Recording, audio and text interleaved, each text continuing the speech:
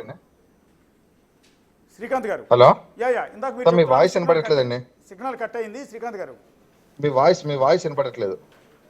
Yeah ఒక్కసారి sir, technical team ఒకసారి check చేయండి. నా వాయిస్ వినపడట్లేదు.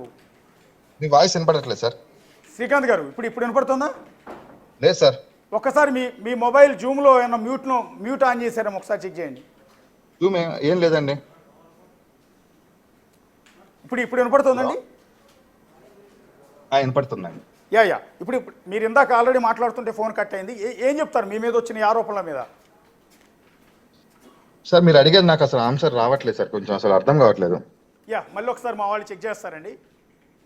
ఒకసారి టెక్నికల్ టీం ఒకసారి అలర్ట్ కండి. ఒకసారి ఆడియో చెక్ చేయండి. అవసరమైతే బ్లూటూత్ మళ్ళీ ఒక్కసారి లాగిన్ మళ్ళీ వస్తా ఉన్నా. కనెక్ట్ చేయించండి. ఒకసారి బ్లూటూత్ కనెక్ట్ చేయించండి వాయిస్ ఆడియో కోసం. ఒకసారి చూద్దాం.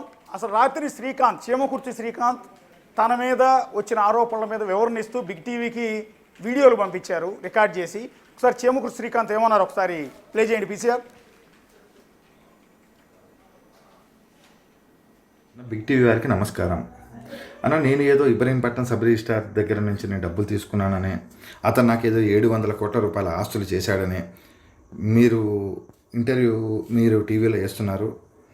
దాన్ని నేను చూసి చాలా బాధపడ్డాను.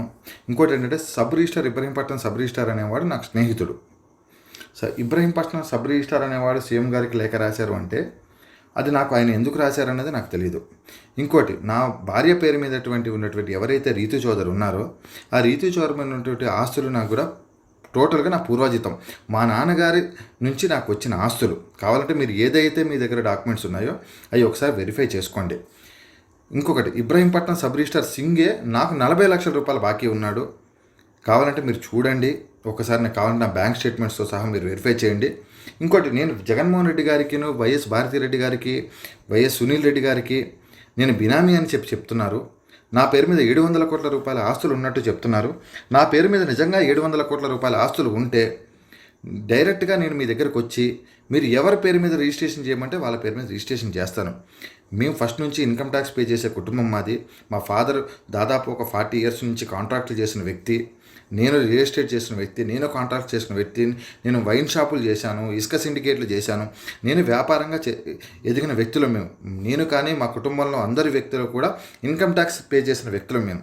ఇబ్రహీంపట్నం సబ్ రిజిస్ట్రార్ ఏదో లెటర్ పెట్టాడని నన్ను, నా కుటుంబాన్ని ఇలా రోడ్డుని ఎక్కిచ్చేసే సిచ్యువేషన్ అనేది నాకు చాలా బాధగా అనిపించింది. అది చీమకుర్తి శ్రీకాంత్ ఆరోపణలు ఎదుర్కొంటున్న శ్రీకాంత్ ఇస్తున్న వివరణగా కనిపిస్తుంది. కొద్దిసేపట్లో ఆయన లైవ్లో జాయిన్ అవుతారు.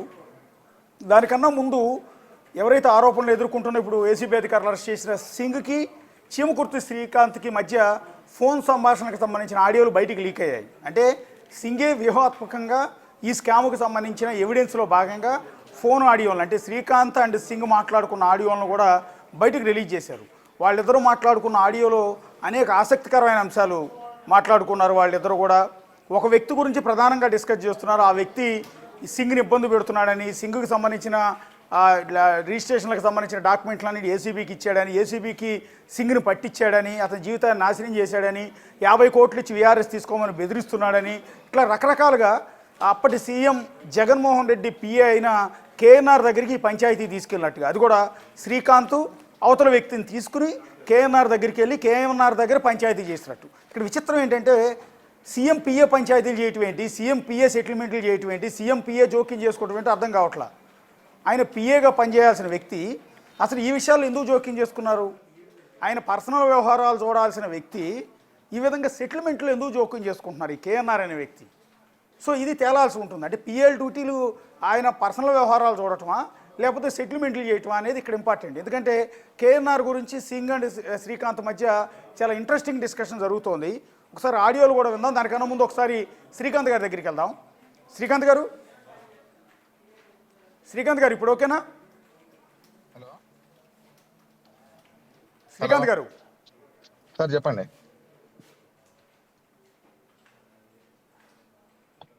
శ్రీకాంత్ గారు హలో శ్రీకాంత్ గారు. ఇందులో సింగ్ అండ్ శ్రీకాంత్ వీళ్ళిద్దరి మధ్య జరిగిన ఫోన్ సంభాషణ ఆడియోలో కేఎన్ఆర్ ప్రస్తావన వచ్చింది. కేఎన్ఆర్ దగ్గరికి పంచాయతీ పెట్టినట్టు అందులో పవన్ కళ్యాణ్ ప్రస్తావన తీసుకొచ్చారు. ఎందుకంటే కేఎన్ఆర్ అనే వ్యక్తి అంటే ఇంత బలమైన వ్యక్తులు అని తెలియదు. పిఏలు మంత్రులకు పిఏలు ఉంటారు, ముఖ్యమంత్రులకు పిఏలు ఉంటారు, కానీ ఇంత స్ట్రాంగ్ పర్సన్స్ అని రాజకీయాల మొత్తాన్ని వాళ్ళ ఆఫీస్ నుంచి నడిపిస్తారని కేఎన్ఆర్ని చూసి నాకు అర్థమవుతుంది.